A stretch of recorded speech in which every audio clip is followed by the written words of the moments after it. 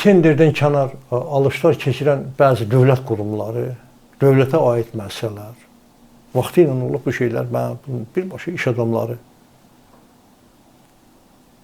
deyiblər bunu. Bəli.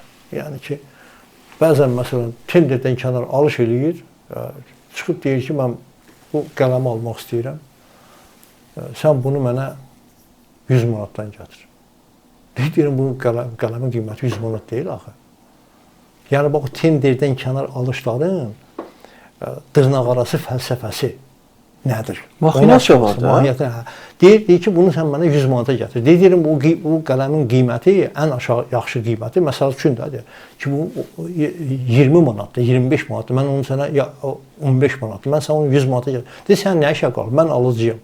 Demək, təsəvvürə gətirin ki, satıcı qorxur onu 100 manata satmağa.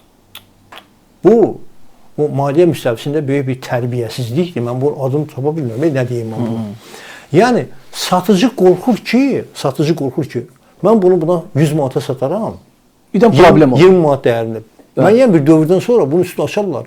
Deyərlər, yaxşı, bu cinayətkardır. Sənən olmuşdu. Sən bilmirdin bazardakı bunun qiyməti 20 manatdır. Sən bunu 100 manata satmışsan.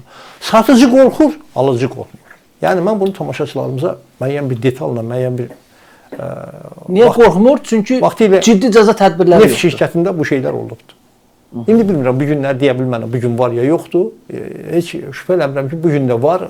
Hansı səviyyədə bunu bilmirəm, ondan məlumatım yoxdur. Amma zamanında köhnə rəhbərliyin vaxtında bu şeylər olubdur. Yəni, iş adamı sadəcə ki, mən qorxuram deyə bunu almağa, satmağa qorxuram deyir. Amma alıcı qorxmur. Yəni, bax, o 60% alışların tenderdən kənar həyata keçirilməsi bu bir mahiyyət etibarilə bir cinayətkarlığa qapı açmaq deməkdir. Yəni, oğurluğa qapı açmaq deməkdir. Niyə keçirirsən? Niyə bunu tendersiz edirsən? Və tenderlə net, onsuz da tenderlər, mən efirlərin birində demişəm, onsuz da keçirdiyiniz tenderlərin də biz necə keçirdiyinizi bilirik. Əgər siz Tural səfəri o tenderdə qalib eləmək istəyirsinizsə, oraya istəyirsiniz 50 dənə adam sənəd versin, Tural səfəri qalib çıxardacaqsınız. Siz edirsə biz bilmirik ki, şəffaflıq. Bunu necə edirlər? Çox sadə. O tenderi keçirmək üçün də müəyyən qruplar var, bu işlə məşğul olan adamlar var. Belə deyək, mən onlara dələduz deyirəm. Onu təşkil edirlər, baxmayaraq ki, elektronda hər şey girirsən, güya şəffafdır orada hər şey, amma o dələduzlar girib sənin üçün o tenderi udub çıxırlar.